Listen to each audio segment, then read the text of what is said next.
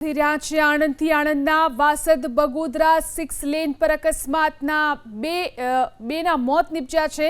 પેટલાદના રામોદડી overbridge પર car પલટી જતા બેના મોત થયા। એક ગંભીર રીતે ઇજાગ્રસ્ત થયા છે, જેમને કરમસદ મેડિકલ કોલેજમાં સારવાર માટે ખસેડવામાં આવ્યા છે। વાસદથી તારાપુર આવતી કાર ડિવાઈડર સાથે અથડાતા અકસ્માત થયો।